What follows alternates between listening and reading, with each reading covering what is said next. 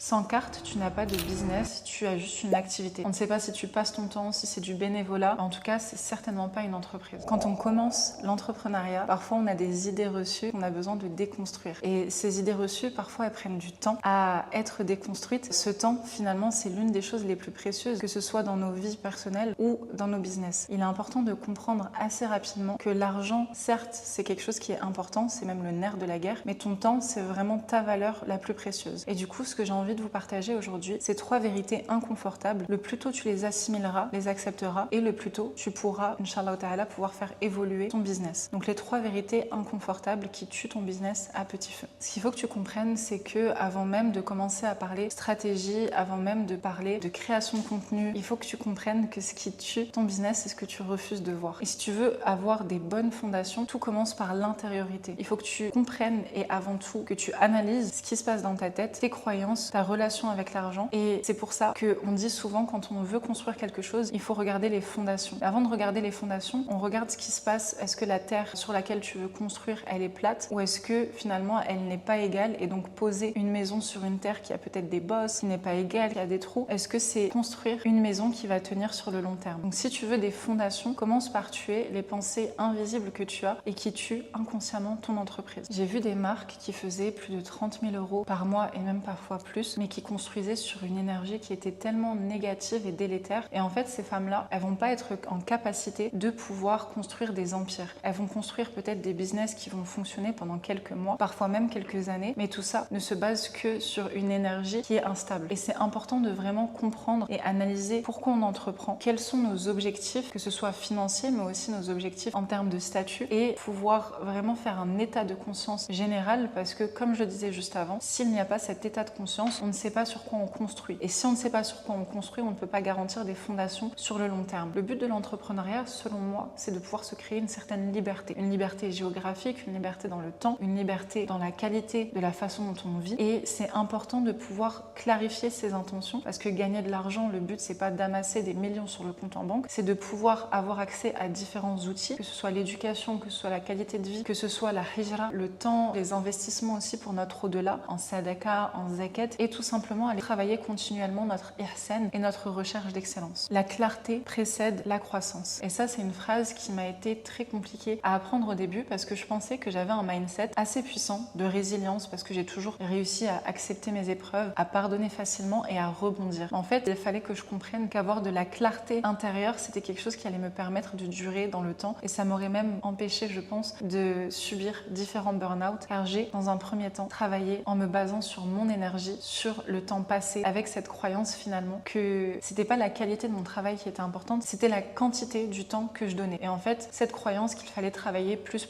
afin de réussir à obtenir des résultats, quand en réalité tu ne vends pas ton temps, normalement tu vends la résolution d'une problématique, un outil de qualité, tu vends vraiment quelque chose qui va répondre à un problème. Si tu passes 10 heures ou 2 heures mais que tu résous ce problème, en fait la personne en face de toi, elle s'en fiche tant que son problème il est résolu de la manière la plus qualitative possible. Ce qui est important de comprendre, c'est qu'avant même de parler de stratégie, il faut parler de structure mentale. Si tu n'as pas de vision, ça veut dire que tu n'as pas de filtre, et donc une surcharge est inévitable. Quand on débute, finalement, on débute souvent en nourrissant en nous une peur du manque. Dès qu'on va avoir une opportunité, on va avoir besoin de dire oui, de l'accepter, afin de ne pas avoir l'impression de manquer, parce que quand il va y avoir une opportunité sur la table et que tu la refuses, tu vas te dire mais peut-être que je n'en aurai pas d'autres. Et cette peur du manque, si elle te dicte, ça ne va t'emmener nulle part. À chaque fois que tu prends des décisions, il faut que tu comprennes qu'Allah subhanahu wa ta'ala te réserve le meilleur, et que si tu délaisses une chose pour lui, Allah subhanahu wa ta'ala va forcément te la remplacer. Dans notre tradition, on parle de ruh, et ce ruh, il a besoin de direction. Sinon, c'est notre nafs qui prend le dessus, que ce soit de manière égotique ou que ça parte d'une émotion négative comme la peur. Et en business, quand on a un esprit brouillé, on a clairement un business brouillon. On a besoin de direction, de clarté, d'un plan d'action. Et si tu n'as pas de direction et d'objectifs concrets, comment est-ce que tu peux penser que tu vas réussir à obtenir des résultats? Finalement, les résultats, c'est un petit peu comme si tu jetais des dés. Tu travailles le plus possible en espérant le meilleur, mais c'est pas comme ça qu'on t'éduque religieusement, et c'est pas comme ça que les plus grands entrepreneurs ont travaillé non plus. Ton temps, encore une fois, c'est ta monnaie d'échange qui a le plus de valeur. Alors arrête de l'échanger comme si c'était quelque chose qui n'en avait pas. Tu en donnes,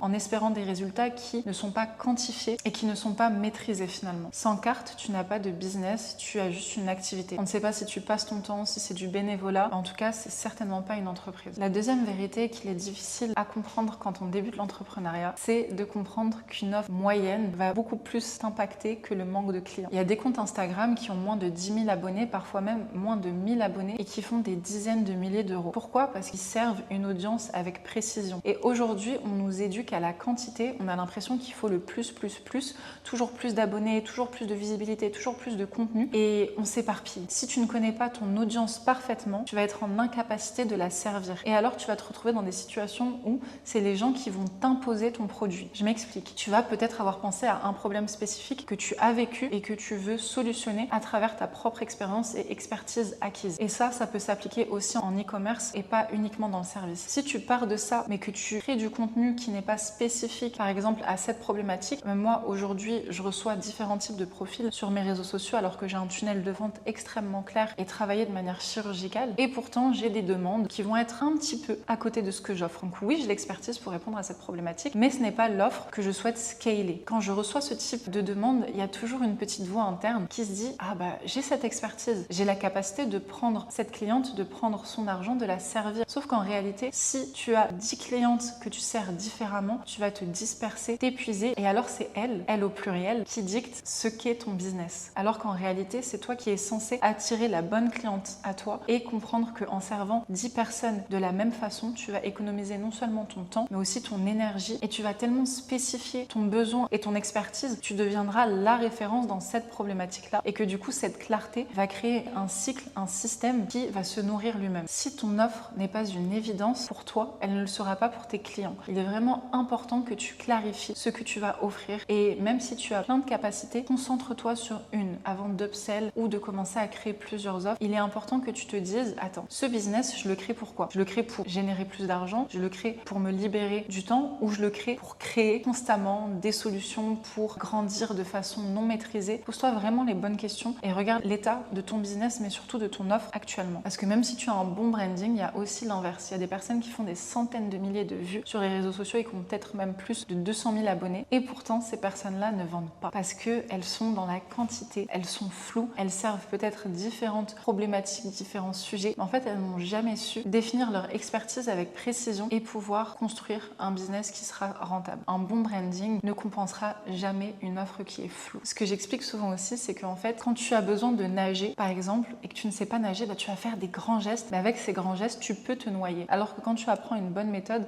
en fait, tu vas pouvoir nager dans le sens du courant de la bonne manière et sans t'épuiser. Et en fait, les deux peuvent t'apporter des résultats, mais à quel point tu vas dépenser d'énergie pour le même résultat. La troisième chose que j'ai envie d'expliquer, c'est qu'est-ce que c'est qu'un système et pourquoi l'absence de système, c'est vraiment dangereux. Comprenez qu'aujourd'hui, si toute ton entreprise repose uniquement sur toi, alors c'est pas de la liberté, c'est vraiment une prison dorée. Le but, quand on commence l'entrepreneuriat, c'est de pouvoir être libre de son temps et c'est pas de travailler 24 heures sur 24, 7 jours sur 7. Attention, bien évidemment, il y a des périodes plus hautes que d'autres, il y a des moments de rush et c'est ok. Mais ce qui est important, c'est de ne pas recréer des cercles où ces moments de rush sont inévitables et c'est d'apprendre de chaque étape, de chaque lancement afin de pouvoir systémiser et déléguer au bon moment. Le but de générer plus d'argent, c'est aussi de pouvoir déléguer certaines compétences et certains acquis aux bonnes personnes, aux bons éléments qui vont te permettre de créer une entreprise qui sera viable et qui ne reposera pas uniquement sur toi. Il faut que tu commences à réfléchir en termes d'écosystème, d'automatisation. Aujourd'hui, on parle d'intelligence artificielle. Il y a des dizaines d'outils qui sont disponibles pour pouvoir te faire économiser du temps et pour pouvoir automatiser différents aspects de ton business. Je vais parler de contenu, un contenu structuré. Aujourd'hui, la création de contenu, c'est quelque chose qui est tellement facilité et créer un système. Personnellement, j'appelle ça mon content system. J'ai vraiment créé une automatisation qui me permet en quelques heures, moins d'une demi-journée, de créer plus d'1 mois de contenu. Et je me suis même rendu compte qu'avec ce même système, j'ai déjà réussi à créer 3 mois de contenu, ce qui me permet de complètement me détacher de mon acquisition client. Et c'est tellement un pan élémentaire dans l'entrepreneuriat. Si tu n'as pas de client mais une offre exceptionnelle, personne ne va l'acheter. Et en fait, c'est un équilibre de tout ça. Donc vraiment comprendre qu'il est possible de créer des écosystèmes qui sont connectés, que ce soit par des intelligences artificielles et des automatisations ou par le fait de positionner des employés qui vont te permettre de soutenir ton travail. Le but, c'est pas de valoriser le travail à tout prix. Le but, c'est de créer des systèmes qui vont te permettre de créer un succès qui sera non seulement inévitable, mais aussi constant et qui ne t'épuisera pas. Il faut arrêter de croire qu'on va te célébrer parce que tu t'épuises. Non, ce qu'on va célébrer, c'est tes accomplissements. Pas le nombre d'heures que tu as passé sur ton ordinateur, pas le nombre de nuits où tu n'as pas dormi, pas le nombre d'angoisses que tu as vécues. Ce qu'on va célébrer, c'est ce que tu as construit dans le silence. À toi de choisir à quoi ressemble ce silence. Aujourd'hui, ce que j'essaie de te dire, c'est que tu n'as pas besoin de refaire tout ton business. Tu as juste besoin de commencer par ta structure mentale. C'est vraiment la base de tout. Et tu vas pouvoir, à travers ce travail, cette introspection et cette conscientisation du besoin de systémiser une entreprise qui grandit, c'est comme ça en fait que tu vas réussir à délaisser la complexité, à simplifier ton entreprise, mais en optimisant les résultats de ce dernier. Le plus tôt tu feras ça, et le mieux ce sera pour ton entreprise. Mais pas de panique, même si ça fait 10 ans, 5 ans que tu entreprends et que c'est aujourd'hui que tu refais un petit peu cette refonte, le plus important c'est de conscientiser et de la faire. Et je sais qu'il faut du courage pour se regarder dans un miroir, mais en réalité tu choisis ta difficulté. C'est difficile de rester dans une situation qui nous épuise, c'est aussi difficile de changer. Comme on dit, choisis ta difficulté. Je vais conclure cet épisode en disant qu'il y a des personnes qui ont fait ce que tu fais avant toi et qu'il est important de te faire accompagner. Que ce soit par moi ou par d'autres personnes, parfois le premier accompagnement qu'il est nécessaire de faire, c'est de penser ses blessures avec des professionnels de la santé mentale avant même de pouvoir construire dessus. C'est ce que je disais en début de vidéo, c'est ces trous sur la terre sur laquelle on va essayer de poser des fondations. Mais malgré tout notre travail, si la terre qu'on travaille n'est pas saine, tout va s'effondrer à un moment donné. Et dans un second temps, c'est de te faire accompagner de professionnels autour du business qui vont pouvoir t'aider à construire ce que tu as envie de construire et ce qui a déjà été construit. Car n'oublie pas que la monnaie d'échange la plus importante que tu possèdes, c'est ton temps et pas ton argent, et que je te recommanderais toujours d'investir pour économiser du temps. Si tu veux poser ces fondations concrètement pour, par exemple, automatiser ta création de contenu, j'ai créé The Content System où je vous explique ce que j'ai appris ces 5 dernières années. D'abord comme la fondatrice d'une marque de modest fashion, puis en tant que directrice artistique qui a travaillé avec des dizaines de marques, et maintenant avec mon personal branding où je crée du contenu pour ma propre marque et celle de mes clients dans mon agence marketing. En fait, je vous explique vraiment tous les hacks, tous les systèmes que j'ai créés à travers l'intelligence artificielle et différentes méthodologies afin de pouvoir créer du contenu de manière économique. Et c'est la méthode que j'utilise aujourd'hui pour créer 30 jours de contenu en 2 heures. Mais en fait, c'est vraiment pour libérer ta tête et recentrer ton temps, ton énergie sur ce qui est important pour ton entreprise. Le lien est en description. J'espère que cet épisode vous a plu. C'est l'un des premiers que je fais seule, donc j'espère vraiment que c'est quelque chose qui aura pu vous servir d'une façon ou d'une autre. N'hésitez pas à me dire si vous avez des idées d'autres vidéos. Ce que je vais faire, c'est éventuellement réfléchir à un Q&A pour la prochaine vidéo. En tout cas, j'espère que vous gardez toujours en tête la nuance dans chacun de mes propos. Parler face à une caméra, ce n'est pas pareil que de donner des conseils spécifiques à une personne, et il est important de prendre chaque conseil que je donne et à les nuancer et à les adapter à votre propre réalité. Mon objectif aujourd'hui, c'est vraiment de vous amener au questionnement, et si j'ai fait ça, Inch'Allah, je pense qu'on avance. Qu'Allah subhanahu wa ta'ala nous guide vers ce qu'il aime, nous éloigne de ce qu'il déteste. Prenez soin de vous, prenez soin de votre âme, prenez soin de votre cœur, prenez soin de votre santé, et surtout, prenez soin de votre temps. Salam alaikum.